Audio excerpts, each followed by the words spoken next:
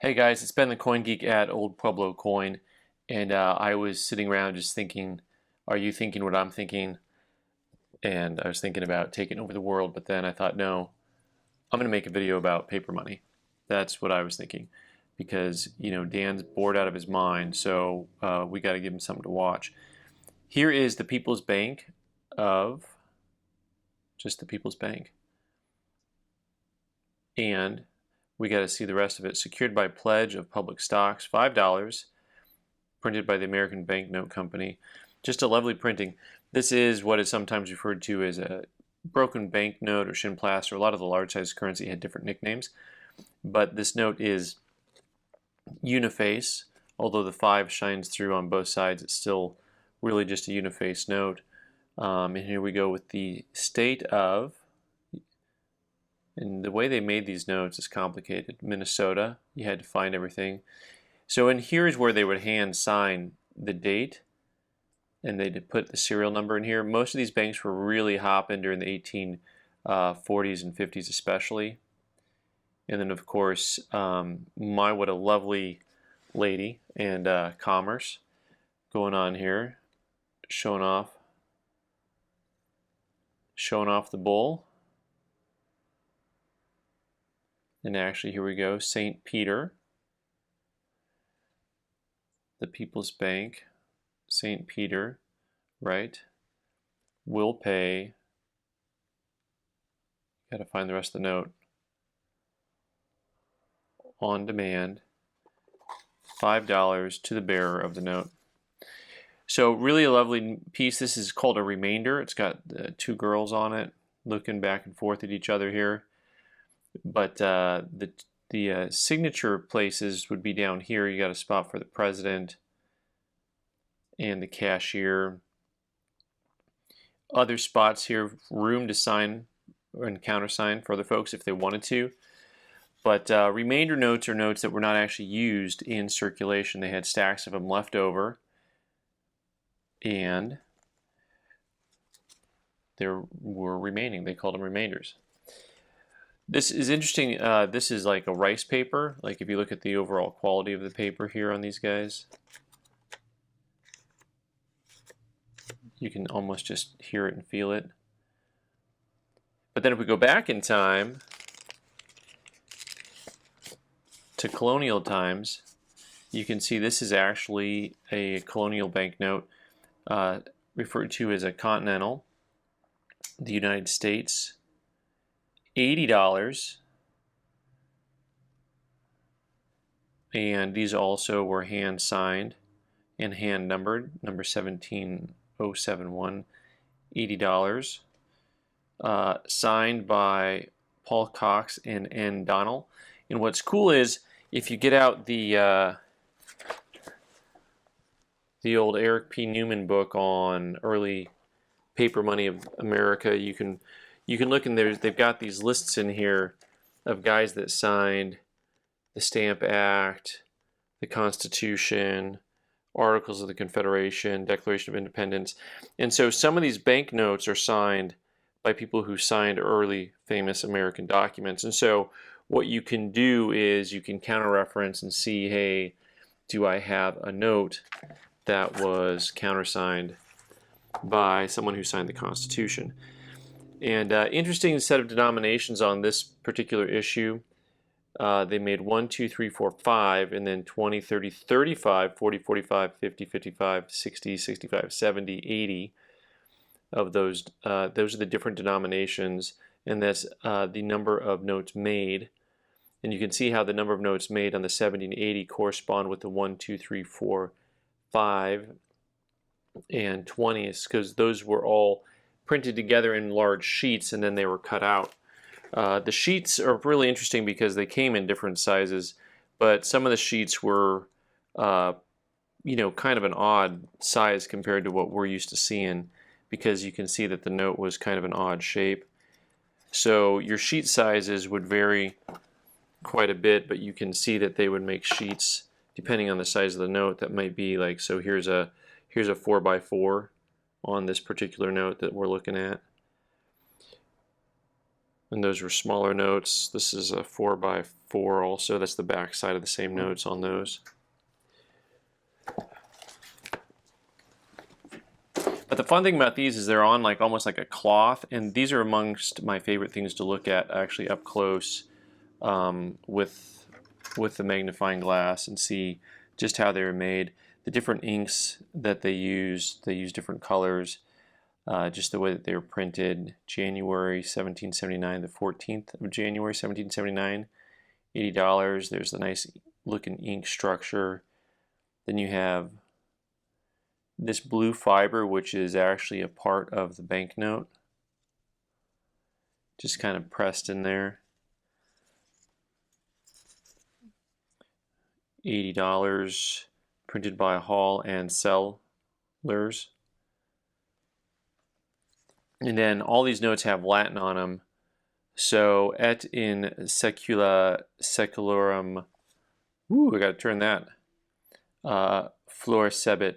Of course, all of you guys know that I just cast a spell. But actually you'll remember back to your days when you took Latin in high school and know that that means, and they shine for centuries. All right, let's move on to some really fun little dudes here.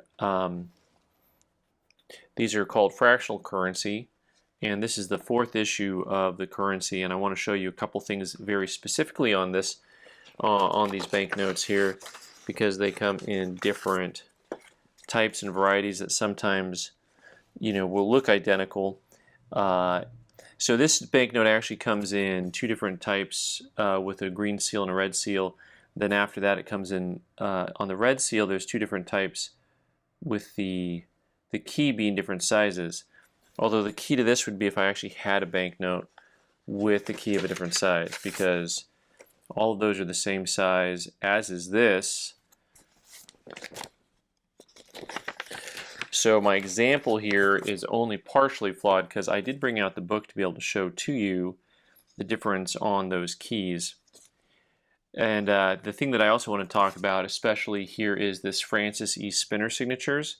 That's what this fancy looking thing here, that is Francis E. Spinner. And he signed these notes. We're going to get into that just a little bit, just a moment from now. But first, the Robert Kravitz book is a nice little guide to postal and fractional currency. The first year of issue sometimes is referred to as postal notes, instead of just fractional currency. So the difference on the keys is the long key is 5mm, the short key is 4mm. But also visually, the short key actually looks kind of squat and fat, even though it's only 1mm smaller. And this book here shows you all the different varieties on fractional currency, as well as the proof and specimen issues that are pretty cool. There's a whole lot of that stuff out there, and they're not that expensive. But what's fun about Francis Spinner is that he autographed banknotes. He autographed a lot of stuff. So this is his actual autograph in ink instead of a printed version. And Francis E. Spinner was an extremely accomplished man from 1802 to 1890. At various times he was Major General in the state militia, Deputy Sheriff, Bank President, State Inspector of Turnpikes, Commissioner of Schools, Deputy Naval Officer of the Port of New York, and served in several sessions of Congress. He was the Treasurer of the U.S. during the Civil War and recommended the printing of fractional currency to alleviate the serious shortage of coins. And guess what? He got to sign those notes. He was the first man to successfully champion the employment of women in the U.S. government. So you may be thinking, man, you know a whole lot about this guy. And my only comment is, well, all I've proven that is that I can read, mostly. Also, State Inspector of Turnpikes. I'm not making fun of that because undoubtedly there are people listening right now who are the state inspectors of turnpikes, and we love you and we know that you keep America running. I know people think that that's Duncan, but it's not. So really cool. So you can collect little things like this. This one's kind of interesting because it's, I'm just not 100% sure what piece of paper this was printed on. It doesn't seem to have a watermark, but it has this corner piece that says Treasurer US on it. But then the back, you know, somebody taped it up, but it says, you know, dispersing, and then you've got this little bit of some hints and clues here.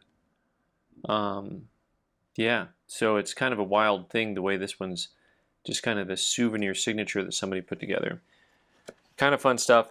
Last and not least, but just because I have a couple of things to show you that are actually on the back side of this paper I pulled out, we'll talk about these as well.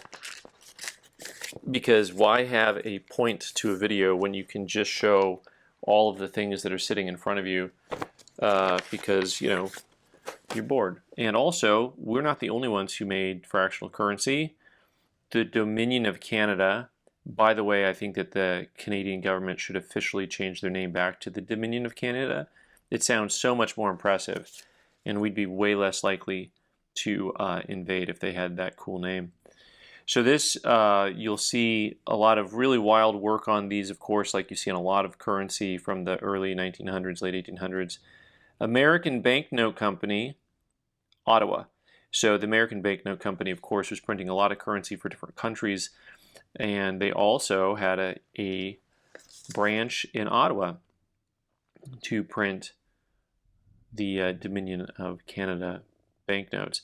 This early note is actually from January 2nd of 1900. That's the issue decree on that. And look at all the micro printing on there.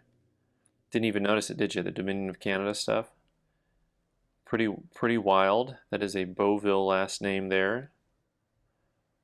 And just really a cool piece of history alongside of, you know, our fractional banknotes were mostly printed in the 1860s and 70s. And of course, we got a lot of legalese on the back of these. By the way, you know, the continental currency actually became worthless as we defaulted on stuff as we've done in the past, and we'll do in the future. That it's the term "not worth a continental" came from these, not from an automobile that your uncle owned at one time. What I want to show you, both of these banknotes here are not real. So the state of North Carolina, and I don't mean they're a figment of your imagination. I mean, these are both counterfeit notes that are from the time period. And how can you tell? Well, it can be difficult if you haven't seen a lot of these banknotes because, you know, if you haven't seen a lot of anything, it's kind of hard to tell. First, the paper itself is actually just a little bit off, but really what you're looking at on a note like this is just everything is a little bit unrefined when it comes to the details of the note. And once again, I know that sounds odd because the original notes might not look like they're all that great, but really this type of engraving, although is really quite a work of art into and of itself, is very much so subpar compared to the actual banknotes. And this would have been, as we started with an earlier banknote, 1840s or 50s. This is 1860s. So post-Civil War, 1866, Raleigh, North Carolina, and interest-bearing note. But this one was actually a counterfeit of a Confederate note, which is kind of cool. I mean, I find the counterfeit notes, I find any type of counterfeit that is to the time period to be really a fascinating piece of history. And these banknotes circulated alongside the real thing, which is kind of interesting. It's got a little bit of an annotation on back, somebody's initials. But also, as you're looking at this banknote, I mean, they were going for the big money here. They were doing a 50. And so as we look at this banknote, it's very similar to the other ones in that everything is just not quite as crisp as an actual banknote would be. And there are people who collect these very specifically by type. So they will actually categorize and catalog the different counterfeits. They'll look at all the different markings that are on there, and they'll have a type 1 and a type 2, and they'll have the whole thing broken down. Receivable in payment of all duties except export dues. It's always a catch. All right, guys. Well, that was a wild, crazy journey on the route of paper money. And thanks for joining me. I hope you're all no longer bored. You can subscribe by clicking the owl button in the corner and watch more videos on the right side of the screen. Thanks.